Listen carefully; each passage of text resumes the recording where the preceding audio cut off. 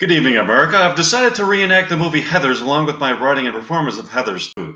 Tonight, thing in Lincoln Park, my reenactment of Heathers, which shall continue night after night. This is something I wrote for several years ago. I used to perform this in Lincoln Park, Chicago. Fade in. Sawyer's backyard dawn. Elegiac music murmurs as three female and barefoot pairs of legs and skirts break from tableau to gently engage in croquet. A blue mallet hits a blue ball through a wicket. A green mallet knocks a green ball, and a yellow mallet pushes forward a yellow ball. All in enticing syncopation. Suddenly, a red ball rockets through the dew-covered grass and hits the green ball. The legs all stop moving as a fourth pair of legs, this one in stylish shoes and stockings, marches to the red ball and steps on it. A red melon is brought down hard on the red ball, causing the adjacent green ball to thunder out of view. The pair of legs maneuvering the green ball departs. The process of elimination is grimly repeated with a yellow ball and yet again with a blue ball. However, when the blue meloned player makes her sad exit, the viewer's viewpoint glides along this particular pair of legs. A red ball whizzes by. The legs stop. Another red ball malevolently sails past the legs. Then yet another red ball. A fourth red ball makes brutal contact with the legs, causing the player to fall to her knees and into the frame. The player is Veronica Sawyer. Interior, Veronica's bedroom day. Veronica Sawyer, a sullen 17-year-old beauty, lies atop her bed, dressed in a chic but understated ensemble, her eyes glazed open in a morning reverie. She blows up at her bangs, then slides off her bed, launching to her voiceover narration over the empty bed. This is pretty good writing. Heather told me she teaches people real life. Interior, high school hallway. Continuing her narration, Veronica glides through a bustling high school hallway with a frozen smile. She said real-life shucks losers dry. If you want to fuck with the Eagles, you have to learn to fly. Interior hallway outside cafeteria day. With her back turned to the viewer, Veronica stands at the outskirts of the cafeteria entrance. Viewer's viewpoint approaches, and finally curls around Veronica to reveal that she's writing in a diary wearing a monocle. I said, so you teach people how to spread their wings and fly? She said, yes, the diary page. Veronica's pen sways across the diary page, forming the words echoed by her voiceover. I said, you're beautiful. A sudden off-screen bark from Heather McNamara causes the pen to recklessly rock across the written words. God, come on, Veronica. Veronica coolly pops the monocle from her eye before angrily addressing the amusingly robust, conventionally dressed, beautiful, trendily coiffed Heather McNamara. What's your damage, Heather? You ruined my... God, I'm so sure. Don't blame me. Blame Heather. She told me to haul your ass into the calf pronto. Back me up, Heather. From behind Heather McNamara emerges a similarly trendily accessorized but noticeably more inhibited wave, Heather Duke. She is clutching a tattered copy of The Catcher in the Rye. Yeah, she said she really wants to talk to you. Okay, I'm going. Jesus. Interior, inside the cafeteria day, Veronica Sawyer, flanked by Heather McNamara and Heather Duke, strides into the lunchroom pandemonium. Okay. The stunning Heather Chandler turns from the tray before her toward her incoming comrades. She is dressed stylishly and expensively, but not trendily, her hair dramatically tied back. Hello, Heather. Pulling out a rumpled piece of yellow paper, Heather Chandler smiles. The content of what Heather says is consistently offensive, but the tone in which she speaks is sexy, dangerous, and mysterious. She is a mythic bitch. Veronica, finally, you got a paper of Kurt Kelly's. I need you to forge a hot and horny but realistically low-key note, and Kurt's handwriting will slip into Martha Dump Truck's lunch tray. Shit, Heather, I don't have anything against Martha Dunstock. You don't have anything for her either. Come on, it'll be very. The note will give her shower nozzle masturbation material for weeks. I'll think about it. Don't think. POV, point of view, on cafeteria line. unattractive and quite overweight, Martha Dunstock slash dump truck guiltily plops two jellos on her tray and clunks forward in line. Cafeteria enters. Veronica's arm seemingly involuntarily latches onto the outstretched pen. Splendid, I'll dictate. Veronica, need something to write on. Heather, bend over. Both Heather McNamara and Heather Duke bend over. Heather Chandler violently laughs. How nice. There's no waiting. They didn't put that in the movie, I noticed. That was edited. Heather McNamara and Heather Duke stand erect, embarrassed. Heather Duke back down. Veronica scurries to the contorting Heather Duke. Dear Martha, you're so sweet. The jocks table. The traditionally handsome Kurt Kelly and the massive Ram sit with other typical jocks, taking in Veronica and the Heathers. It'd be so righteous to be in a Veronica Sawyer, Heather Chandler sandwich. Punch it in, Ram. Kurt and Ram raise their right arms and slam them together. Hell yes, I want to sit on Heather on my Johnson and just start spinning her like a fucking pinwheel. Come on, people. Let's give that leftover lunches to people without lunches. Those tater tots you threw away are a delicacy in Africa. They're Thanksgiving dinner. God, aren't you fed yet? Aren't they fed yet? Do they even have Thanksgiving in Africa? A little bit politically incorrect. I don't think it would fly these days. Okay, wait. Oh, sure. Pilgrims, Indians, tater tots. It's a real party continent. Sorry, guess what today is? Ouch, the lunchtime poll. So what's the question? God damn, Heather! You were with me in study hall when I thought of it. Such a pillowcase. I forgot. Hey, this question wouldn't be that bizarro thing you were babbling over the phone last night, would it? Shut up! It is. I told Dennis if he gave me another topic that was political, I'd spew burrito chunks. Oh, hi. What was it? Bop Man? Hi, how's it going? Somebody wrote a message on my YouTube. Okay. Sorry, Veronica. Betty Finn, gosh. I'm really sorry I couldn't make it to your birthday party last month. That's okay. Your mom said you had a big date. I'd probably skip my own birthday for a date party. Don't say that. Oh, Ronnie, you have to look at what I dug up the other day.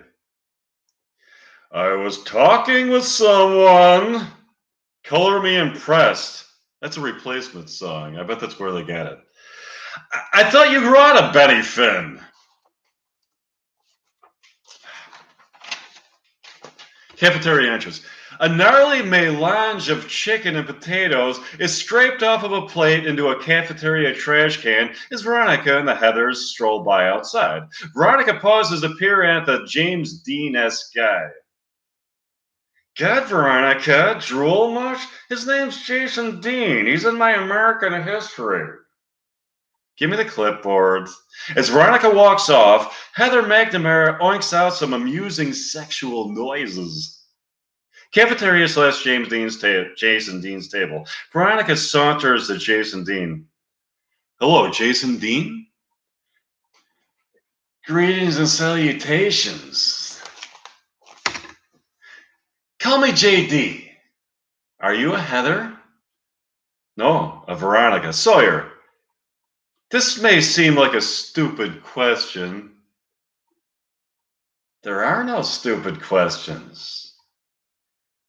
If you inherit $5 million, the same day aliens tell the Earth they're blowing us up in 2 days, what would you do? That's the stupidest question I've ever heard. JD's table. An intrigued JD laconically answers the question. Probably just run out to the middle of a lake, bring along my sacks, some tequila, and some Bach. How very. Heather Chandler breaks Veronica's daze of admiration. Come on! Later. Definitely. Exterior outside 7-Eleven, night. A Volkswagen Cabriolet pulls up in front of a 7-Eleven with Heather Chandler at the wheel. Veronica pops out of the car into the store. Heather Chandler clamors to her. Corn nuts!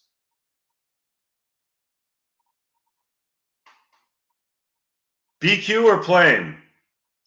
BQ.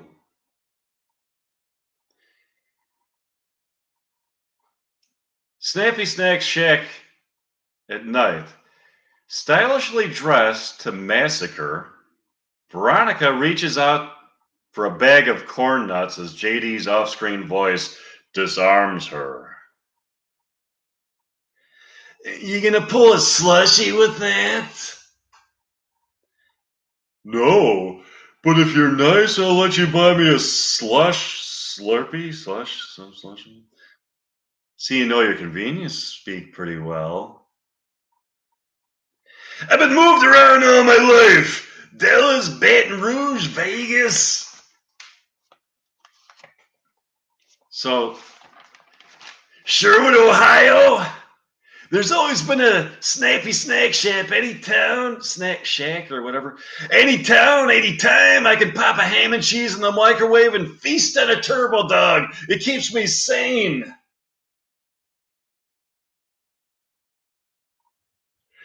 Really? The thing in the calf today was pretty severe.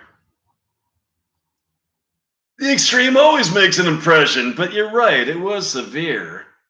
Did you say you wanted a grape or a cherry slushie? I didn't. Sure.